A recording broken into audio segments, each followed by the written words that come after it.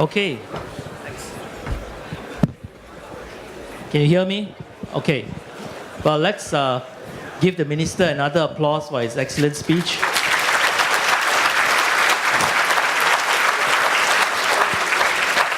You know, the minister is very hardworking. Now, it was reported in the Straits Times.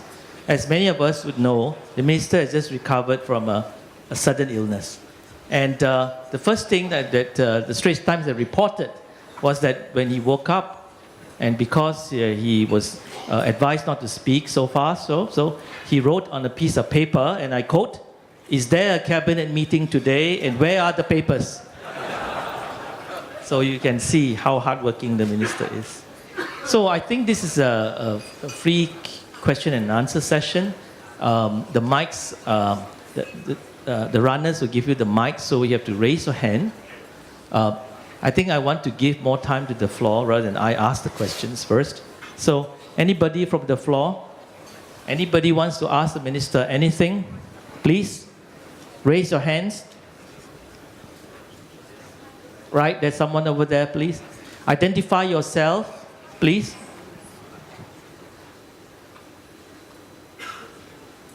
Can you state your affiliation too? Hello. My name is Charlie Charanwong, Director of Master of Science in Financial Engineering at NTU. I have one question. In these eras, we try to train students to have more critical thinking, because analytical thinking may be the thing that we have done well in the past. I'm sure that the minister have this kind of issue in mind. I just want to ask how the government can support the training of critical thinking that is not easy and it's very challenging.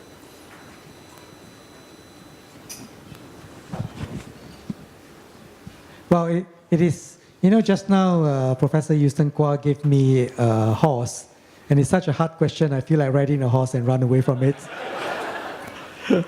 Now, this is a question which we discussed quite a lot when I was in the Ministry of Education.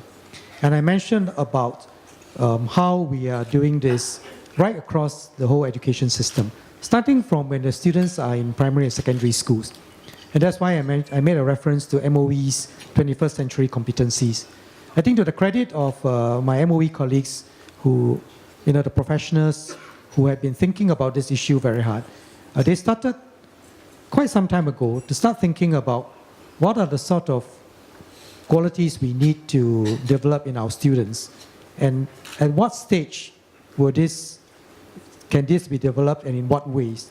So there's a whole slew of programs along this line. And I would say that critical thinking is not about being critical. It's about being, and I would say that, you know, you mentioned about analytical thinking and critical thinking. I think there are many elements of this which are very related, which is the ability to take in information, assess information, decide on the significance of information, and to look at whether do these preliminary conclusions make sense, and how do we tie different pieces of information together, and how do we evaluate the veracity of information and the use of this information in various ways. So it's, I would say that although in the discussion, sometimes we use a whole variety of terms, analytical thinking, critical thinking, inventive thinking, and so on. Many of these are highly interrelated. And my own belief is that the way for us to do it in our schools, in our university, is not to treat it as sort of distinct skills which I'm trying to test. It's not like a GMAT test of competencies in mathematics or literacy, but rather a whole set of interrelated skills which, taken together, allows us to function more effectively, to deal with information, to draw conclusions, and to have insights on that, and to act on those information and conclusions that we form. And how we're going to do it in the different settings will depend on, you know, the age of the student and the maturity, and different programs can be put in place along this line. And I'll just add that one final thing which I hope we can do more of is in looking at how the workplace can be a very important area for us to develop these qualities. There's been a lot of research done on education, on how to educate our children when they are in school, in a preschool and so on. But I have been quite surprised that there's been much less research done on how we learn as adults and how we learn in the workplace. So I hope that the universities can plug a gap in this area and look at how we can contribute to this discussion in a much more informed way. Thank you, Minister. I just want to add from that the question that was raised. How do we actually benchmark the progress of such skills? That's always difficult to do that. How do you measure the success in the programs? Well, in fact, the OECD has tried to do this across universities. And I was speaking to the director who was in charge of this program. And his main difficulty was that he had great difficulty getting universities to take part in the program. Because he told me that some of the early sort of samples that they had graduates from some of the very best universities. And what they were trying to measure was the value add to the student of those qualities after a 4-year undergraduate course. And some of the top brand name universities found to their horror that their value add was negative. So without a good database, they found it very, very hard to advance the project. But I do hope that our universities will take up the challenge and do that. Thank you. Another question, please, from the floor. Anyone? Yes, Professor Basan. Over here.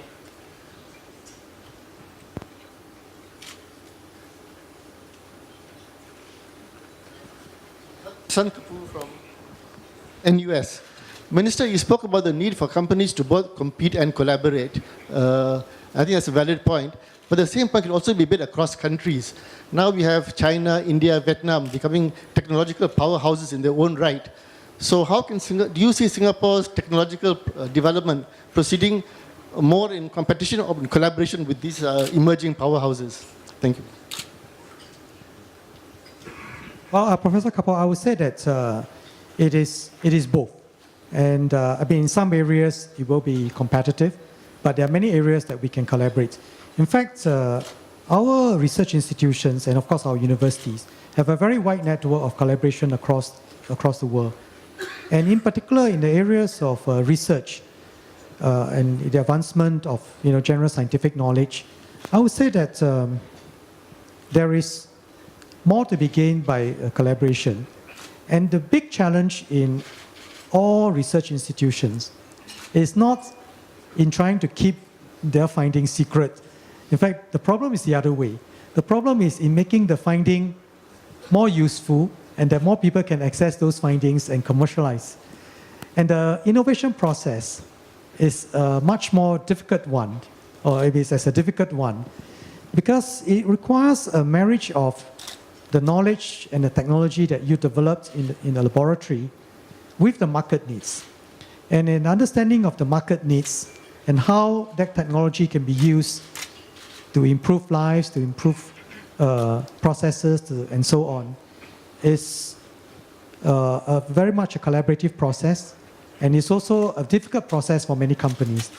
And so while everybody talk about innovation and the next startup and so on, the truth is that it is a difficult process.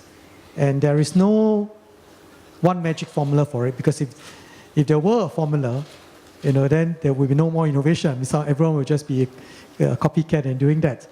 And therefore, it requires a lot of hard work. And we have to work on how we can collaborate better. And in fact, for many Singapore companies, the market is outside Singapore. And the more that our firms are able to do that and internationalize and collaborate across different countries, the better. And if you look at global multinationals, they don't just have a research lab in one place. They have it all over the world, and they try and bring this together in a meaningful way. Any other questions? Maybe you have one more question.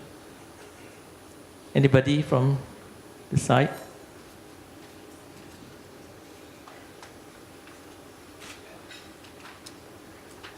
It's a very quiet audience.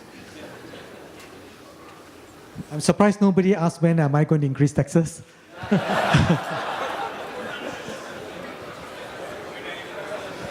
Anybody from this anywhere? A question? All I can say is I can't answer my own question. So, Okay, we'll have Professor Augustine Tan as the last question. Very good to see you back in action and to hear your excellent speech tonight. Just one tough question for you. Are you happy with our economic growth?